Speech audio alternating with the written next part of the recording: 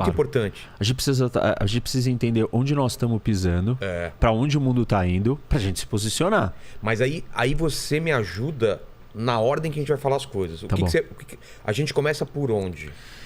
Para explicar esse conflito. Vamos começar olhando para o mapa do mundo. Tá. E aí acho que a gente pega aquele mapa grande ali. Esse daqui? O do mundo. Esse daqui? Isso, esse daí. Tá isso. bom, então vamos lá.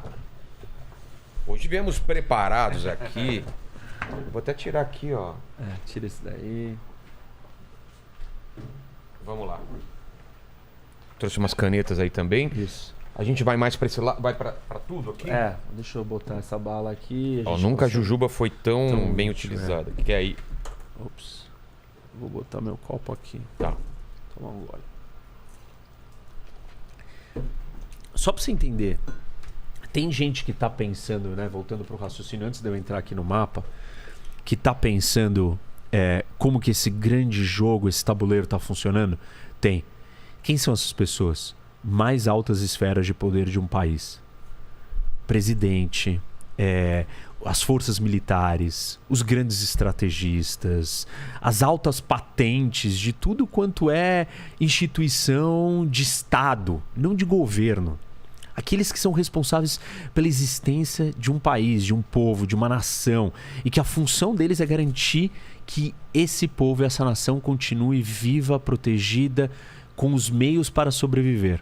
Uma decisão errada pode prejudicar uma nação por 10, 20 anos, ou atrasar, ou criar problemas. E te colocar em situações muito difíceis. Eu vou citar alguns exemplos de decisões, por exemplo, da Alemanha, que elas vão afetar, ou que estão afetando a Alemanha na situação que ela está hoje. Hoje. Isso é uma decisão puramente geopolítica de um erro. Por exemplo?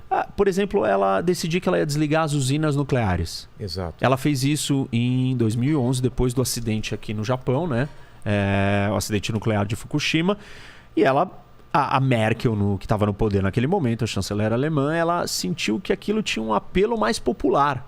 Não foi uma coisa racional, foi uma levada pela emoção, é isso? Tinha um contexto, tinha uma coisa séria acontecendo no Japão. Preocupante? Sim. Mas é um acidente. Tinha história de Chernobyl lá atrás. Tinha história de Chernobyl na Europa. E tem um detalhe na Alemanha ainda mais marcante. A Alemanha, quando teve a Guerra Fria, ficou dividida no meio. Certo. E ela ficou na iminência de ser o palco da guerra nuclear. Entre Estados Unidos, na Guerra Fria, Estados Unidos de um lado e União Soviética, né? União Soviética do outro e lado. a Alemanha estava dividida aqui no meio.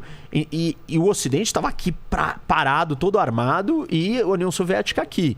Então, a Alemanha estava no centro da potencial. E ela fica quase no centro mesmo da Europa aqui, Isso, né? Ela fica mesmo. E essa é uma posição que explica muito da história da Europa e do papel da Alemanha. Até da Primeira e Porque Segunda Guerra. Porque ela está no Middle Europa, né? É o país do meio da Europa, é um país da Europa Central. Exato. Isso dá uma condição específica para ela, que depois eu vou falar disso aqui, né? geopolítica.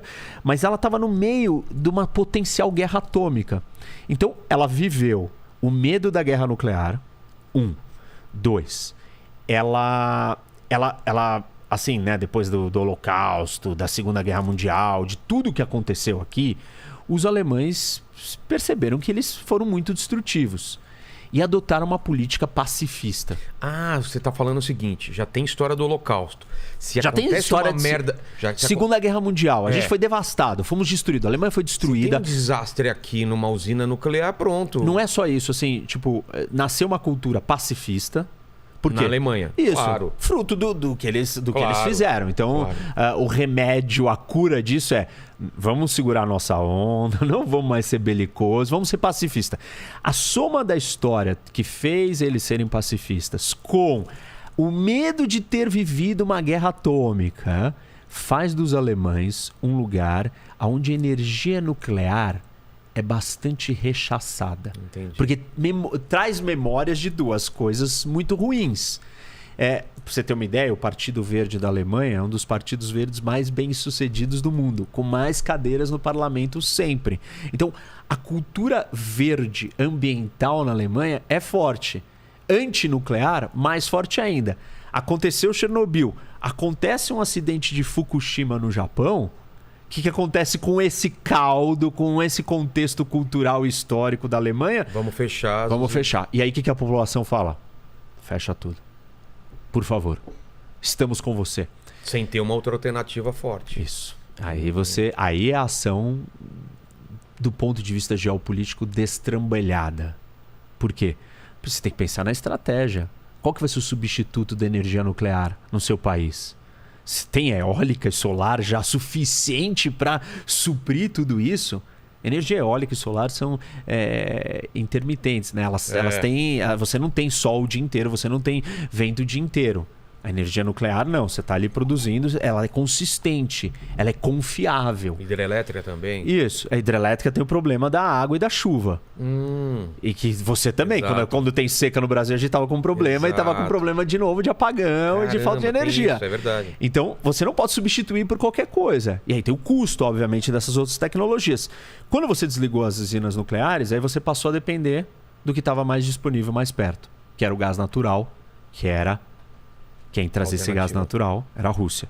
Então, esse daqui era só um exemplo para dizer que escolhas geopolíticas ruins atrapalham o seu país. E a gente já vai ver daqui a pouco por que atrapalha a Alemanha, ou como está atrapalhando a Alemanha e o que causou para a Alemanha.